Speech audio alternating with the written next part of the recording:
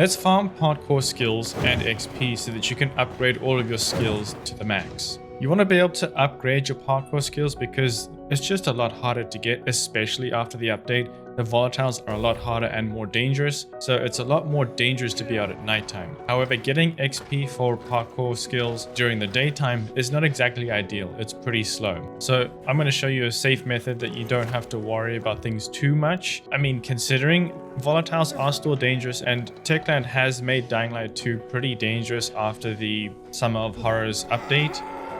I'm going to show you a relatively easy way to do this and safe way to do it. First, it's important to mention that having a lot of UV bars and toughness boosters are going to help a lot, especially if volatiles show up. Having toughness boosters will let you continue doing this without being shot out of the sky. And if you don't have enough resources to craft a bunch of these, I do give these as drops to channel members. Now here's the location on the map between Trinity and Houndfield.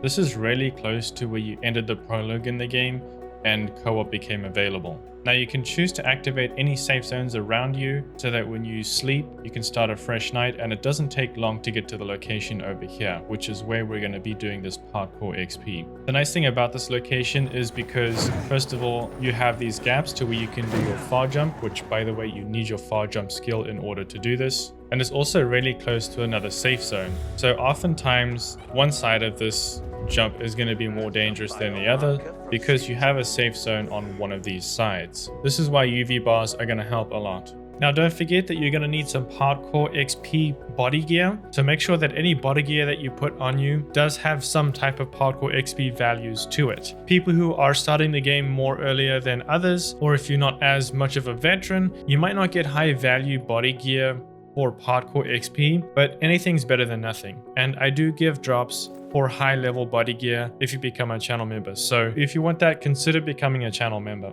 Now, if you have this on easy mode, you probably won't have as many volatiles spawn, especially during the beginning of the chase. The higher the chase level, the more chance you are going to have volatiles spawn, which is why I recommend running into the safe zone here, letting the chase reset and starting it again. I would say probably don't go higher than chase level 2, especially as a beginner. It's going to be very difficult. However, if you are a more seasoned player, you can definitely head it up to level 4 and you should be able to manage the volatiles. But if not, and you get pretty close to dying, just go ahead and run into the safe zone, wait for the chase to end, and you should gain a little bit of your HP back, and then you can heal yourself after that too. But having this on hard mode is very difficult, especially for newer players. So I recommend skipping it down to normal or maybe even easy. When you have it on easy, less volatiles will spawn. As long as virals show up, your chase will keep going. And this is a great way to do it, especially as a beginner who doesn't have a lot more resources and gear to be able to protect themselves. And ultimately, it's just a case of starting a chase, jumping between this gap using your far jump skill,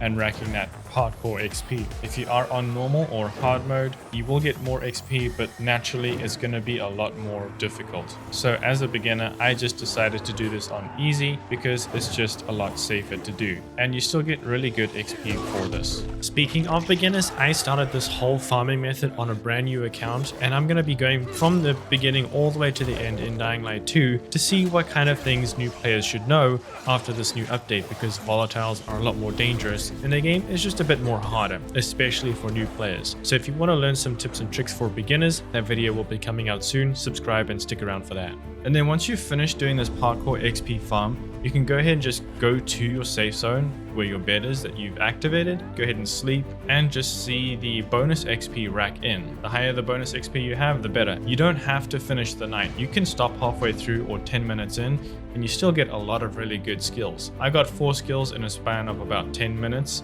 and I didn't even finish the night. And of course, an XP booster, or known as a Night Runner potion, helps with this as well. If you need an XP booster, feel free to become a channel member. I give these as drops in-game to members who become channel members, and it's a way to just thank you for the support. If this video is helpful, subscribe and stick around. I have a lot more legend level, parkour, and combat XP videos. If you want to check those out, those will be on screen. I'll see you in the next video. Thanks for watching.